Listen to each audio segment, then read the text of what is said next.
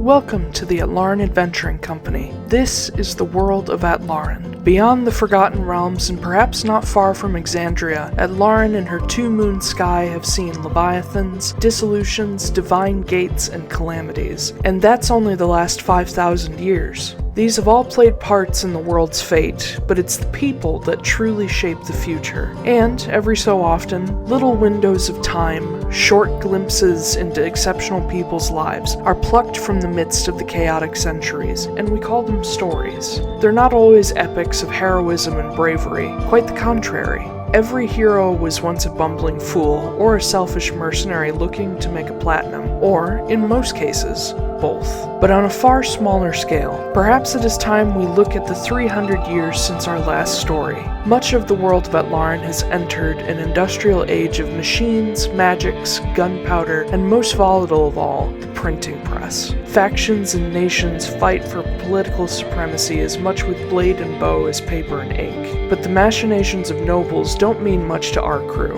In this particular window in time, it is the year 501, and despite the advancements of the world, the Antarctic continent of Frosthold is still a little behind. A trio of wanderers have unknowingly taken up a mercenary contract together, intertwining their separate threads. Each seek a form of salvation in their own way. One must undo a mistake, one must find their strength, and one must find their true place. Scrappy misfits all. This is their story, pitted against a world of danger and rushing further into the unknown every waking moment.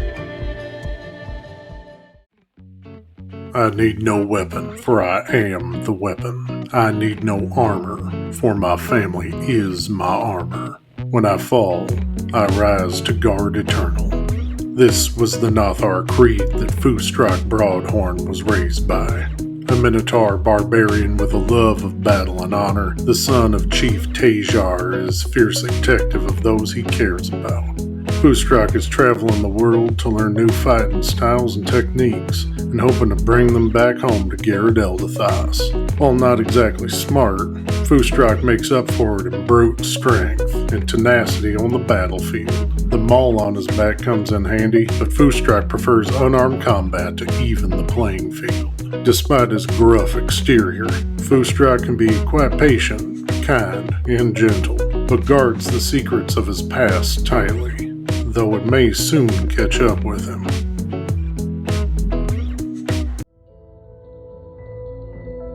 If you're ever in search of polite company and good conversation, perhaps Magda Wrenly won't be your first choice. If you have a problem that needs taking care of by whatever means necessary, however, you won't find a better mercenary for the job.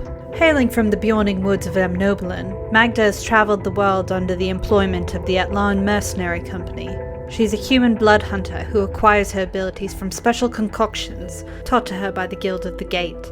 While she has served the AMC for many years, anyone who comes across her may get the distinct impression she has no interest in niceties and kissing ass to rise through the ranks. Even so, Magda knows that in order to achieve her goals, she needs the AMC and the Guild. If she'll ever be able to stop looking over her shoulder and finally start looking forward, she needs to play the game.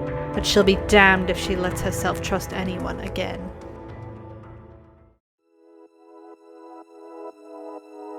Oh, hey there, guy. My name is Noah Nicholas Nesbitt Borago, which, is probably too many names, but Ma and Dad couldn't pick one they liked best, and even after all that effort to choose one they liked, they ended up calling me Nick, wouldn't you know? Even my babysitters growing up, old Alma and Candy, called me all sorts of things because cripes, they had a lot to choose from, didn't they? Half the time I don't even know who anyone is talking to, but I answer anyway because I just like to be helpful. Okay, where was I? Oh yeah, you can just call me Noah. I grew up in a sweet little suburb of Port Midcord called Reese's Ridge, and I tell you what, I wouldn't have it any other way. My parents have a successful little potion shop that I helped out with as a kid. My dad was doing crazy experiments with the potions while Ma was tinkering away on whatever she could find. I remember some of the other kids while I was growing up, they would come to our neighborhood barbecues and bring their toys over to show off. Why, this one time I accidentally melted poor Patty's new doll, and boy did I feel silly. After that, you can sure bet I got a good lesson in potion safety.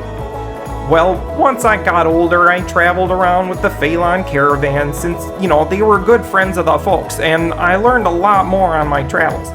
Now, after traveling so much, I've helped the folks expand the business and, created a few more things that we can stock in our stores. I came to Frosthold in search of some rare ingredients and to make some new, potion things with.